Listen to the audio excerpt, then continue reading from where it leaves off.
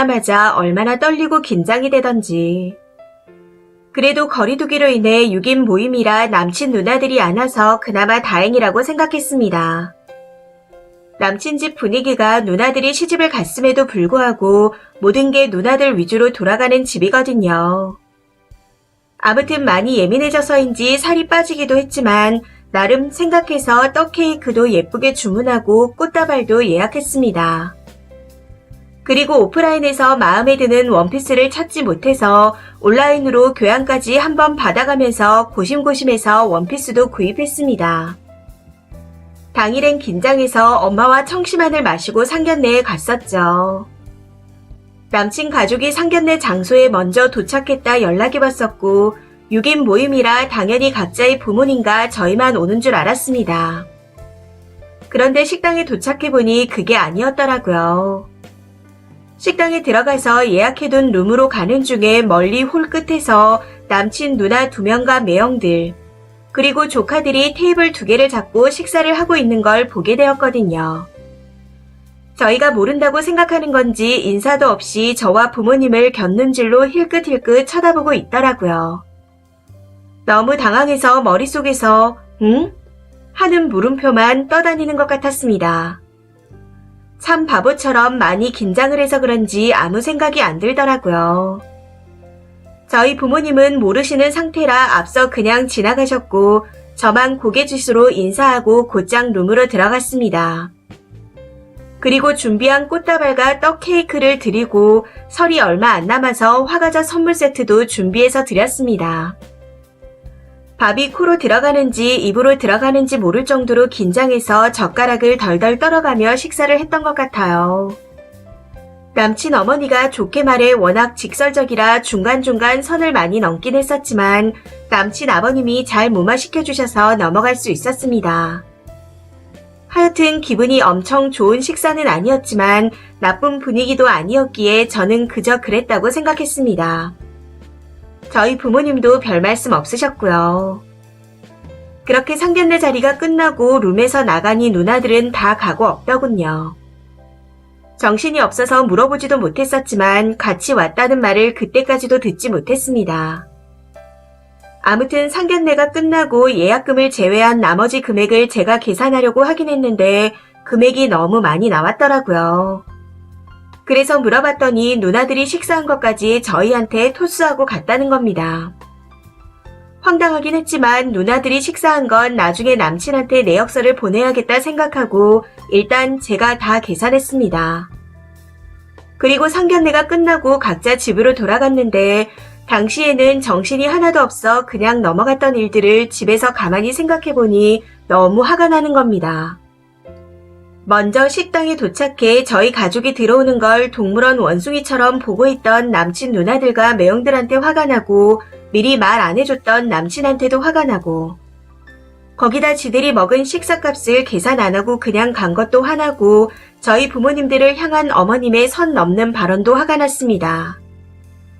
저는 꽃다발과 떡케이크, 과자 세트까지 양손 가득 준비를 해갔는데 남친은 빈손으로 와 있던 것도 딸 가진 부모라고 저희 부모님이 하하호호 웃고만 있던 것도 그냥 하나하나 다 서운하고 화가 나는 겁니다. 물론 선물 같은 건 기대도 안 했었지만 이런저런 일이 겹치다 보니 그냥 다 짜증나고 화가 나더라고요. 우선은 제가 욱해서 싸움이 날까봐 마음을 차분하게 가라앉히자 싶어 참고 있었습니다. 마음이 좀 가라앉고 나면 누나들의 식사값 내역을 남친한테 보내주면서 왜 미리 말하지 않았냐고 물어볼 참이었었죠. 그런데 남친에게 먼저 연락이 와서 말을 하던 중 화가 단전에서부터 올라와 욱하면서 기분 나빴던 걸 다다다 문자로 보내게 되었습니다. 거기서 남친이 그게 뭐가 그렇게 기분이 나쁘냐는 식으로 나오기에 결국 전화로 말다툼까지 하게 되었고요. 좋게 말하려고 했지만 욱해서 도저히 안 되겠더라고요. 그런데 말다툼을 하던 중 제 원피스 이야기가 나오는 겁니다. 인터넷에서 배송비 포함 10만원도 안 하는 트위드 원피스요. 멀리서 제가 입은 원피스를 보고 누나들이 제 사치하는 애 같다 하고 말했다더군요. 거기다 저희 엄마가 매던 가방도 말하면서 굳이 상견례 자리에 명품 가방을 들고 와야겠냐. 엄마나 딸이나 예의가 없다.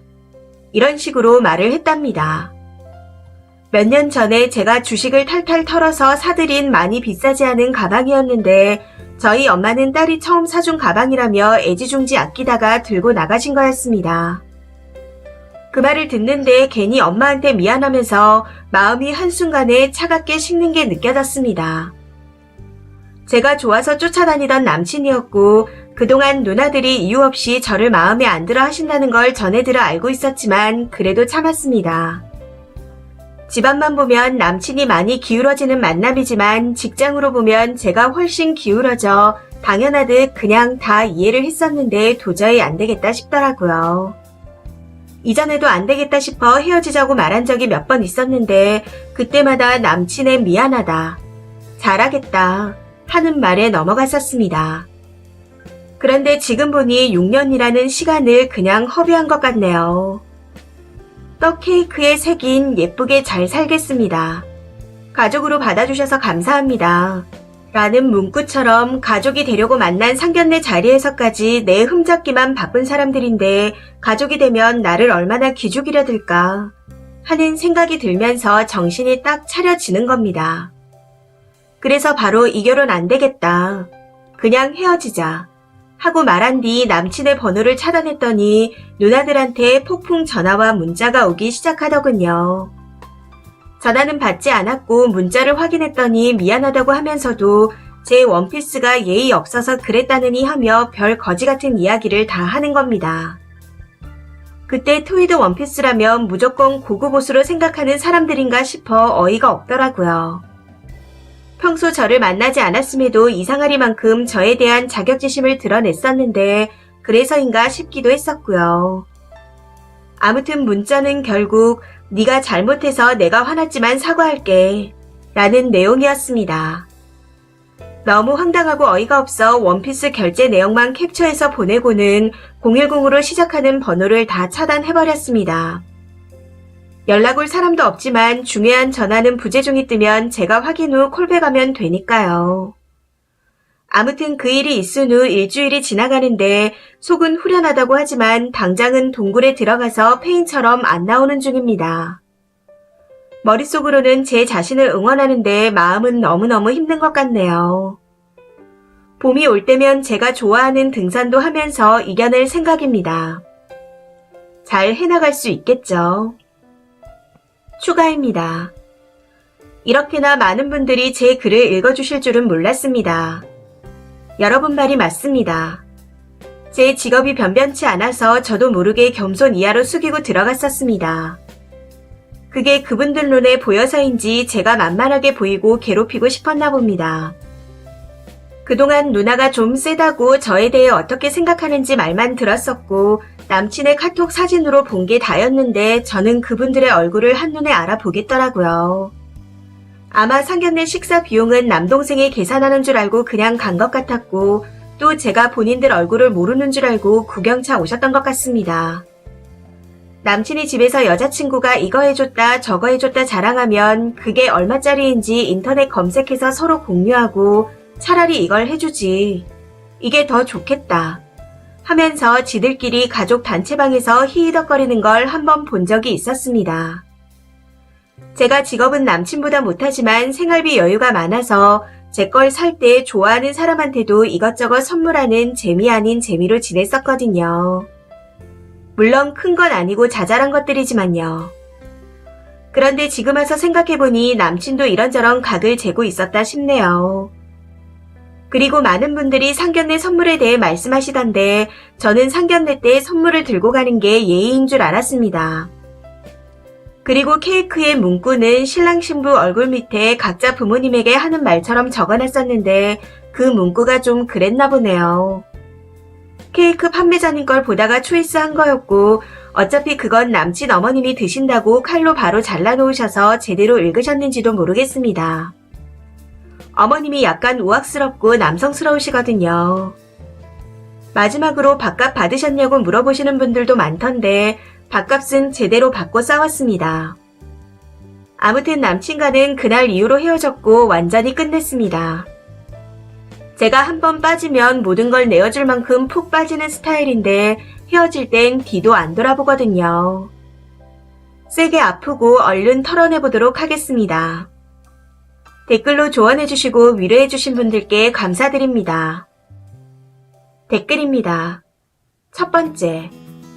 다른 거 안 보이고 가족으로 받아줘서 감사하다는 글귀가 너무 충격적입니다.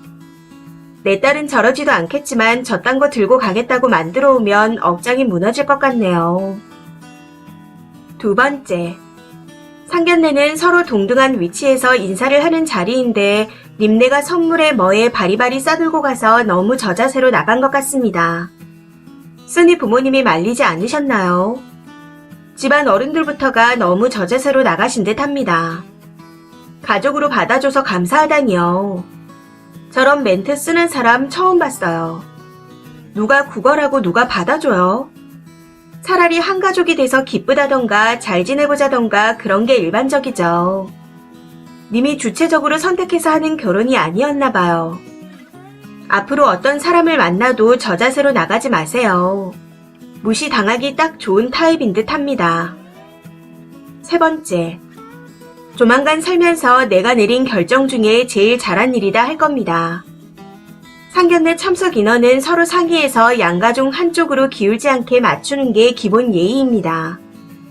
쓰니 포함 3명이면 그쪽도 3명으로 맞추고 누나나 매형이 쓰니가 너무 궁금하면 따로 만날 약속을 잡아야죠. 결혼할 때 집안 보라는 게 이런 거 보라는 겁니다. 기본 예의도 모르는데 다른 건 오죽하겠어요. 네 번째. 선 넘는 발언에도 잘 보이겠다고 꾸역꾸역 앉아있었던 것 자체가 어이없어요. 가족으로 받아주는 게 왜 고마워할 일인지. 님 혹시 아이 있는 돌싱인가요? 다섯 번째. 근데 상견례는 남자 쪽이 돈 내는 거 아니었어요. 저는 그랬었는데. 그리고 뭘 그렇게 바리바리 싸가요. 저는 첫인사 드리러 간 것도 그냥 10만원 성 과일 바구니 하나만 사갔습니다. 왜 먼저 저자세로 나가셨나요? 그리고 밥 먹은 것도 왜 님이 계산하셨어요? 남친놈한테 말하고 니네 누나들 건 니가 계산하라고 하셨어야죠.